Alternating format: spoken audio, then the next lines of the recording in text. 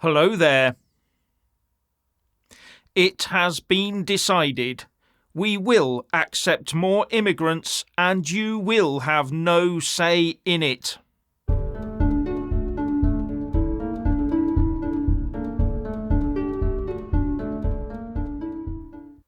Do not believe UK politicians on immigration, and this applies to the politicians of just about every developed country on the planet, because net inward migration is set to keep rising in the coming years.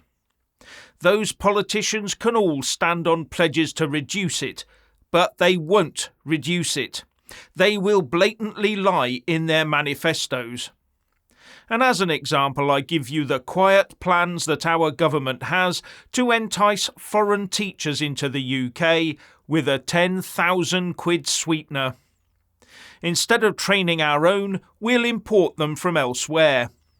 At the same time, our teachers are leaving the profession, saying that they're overworked, overregulated, underpaid. I bet they'd welcome that 10k. And most crucially, there are copious anecdotal reports of increasingly unruly children forcing teachers out. If that's so, I do have to wonder how many teachers will come to the UK, and further, how long will they last? But here's the real gut grabber.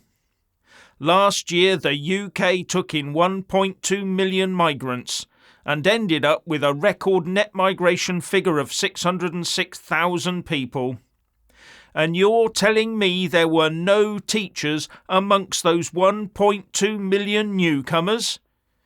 That begs the question, who is coming and what will they be doing? Isn't it stupid, if not outrageous, that the only answer our corporations and Westminster blob have to a fast increasing population is to increase net inward migration further? In fact, the more people who come here, the more skills shortages we're told we have. Ludicrous, criminal. Now many people are pointing at Brexit as a lazy and fallacious way of explaining this need to import teachers. The problems that teachers face today, especially with unruly kids in the classroom, have zero to do with Brexit. In fact, they've been in the making for years, while we were still inside the European Union. And the teachers who complain today went through the system that made education exactly what it is today. They are a part of it all, and trained while we were EU members. The children that were born after we legally left the EU aren't even in school yet. But the teachers and parents are children of the EU era, and they are the ones to blame. Part of the tearing down of school discipline and wider society, and the start of treating kids like adults and treating adults like kids. Now, one of the main drivers of this huge increase in net migration is our membership of the United Nations, and the slavish way our governments of all colours follow anything and everything the UN says. Now many will point to the UN Migration Compact that we, or should I say our government, has signed us up to. But others will correctly say that it's not a problem because that compact is non-binding.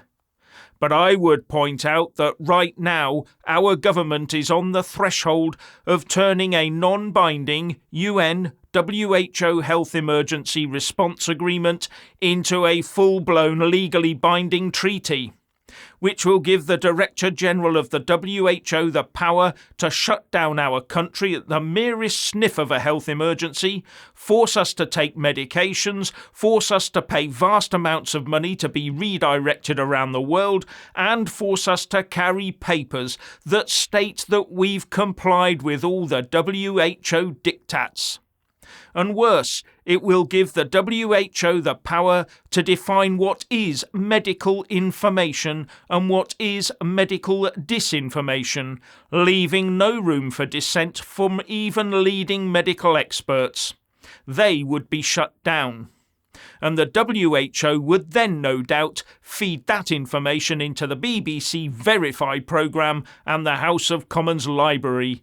You know, those two bodies that Penny Mordaunt, the leader of the Commons, thinks we should all believe absolutely, without question, all the time. You'd think she was a part of setting this in train, wouldn't you? And I strongly suspect that's the plan with the Migration Compact. In time, it becomes a central controlling body pushing out relocation quotas, demanding money from us to pay for it all, while having the power to crush dissent. And instead of calling it information or disinformation, that divisive red racist card would be in play. But there is also the UN International Organization for Migration, the IOM. This body says, the IOM Constitution recognises the link between migration and economic, social and cultural development, as well as the right of freedom of movement. The right of freedom of movement. That sounds like open borders to me. And you think our government hasn't given the quiet nod to this? This is a body the UK supports as part of the UN, and it's part of the UN 2030 agenda. Have you noticed how much of the work of the rich and powerful hangs on that date, 2030? And the IOM goes on to say that it works in 4 broad areas: migration and development, facilitating migration, regulating migration, forced migration. And facilitating migration means making it easy or easier. And that will only have one outcome. And surely you can only regulate migration if you're in charge of migration. You get the idea. And they'll wheel out all the celebs to coo over how wonderful it is too.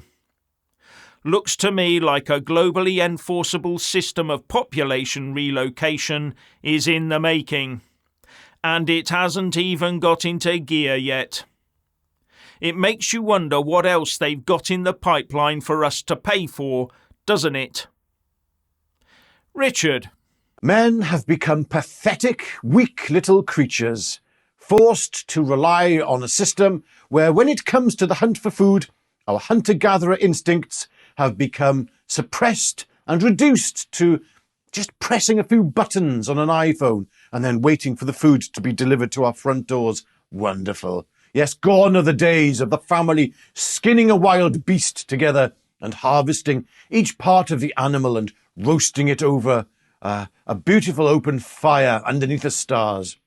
These days, it's just peeling back the film off the microwave meal. Yeah, so we can feed ourselves individually to eat separately from the rest of our family with our ear pods in as we go to different rooms and then watch different forms of entertainment separately again. That's an average day in the family life of the modern hunter-gatherer. Oh, you think you're a real man, do you? Okay, well, eat without going to a shop. Off you go. And don't come back until you have enough food which you have hunted to feed your family. And no, that doesn't mean hunting around a shop. What do you mean you can't live without a shop? What are you, an alien? I mean, Western man is the only life form that needs a shop to survive. None of us men in the West are real men. No, but somewhere deep down, men are still there inside of us.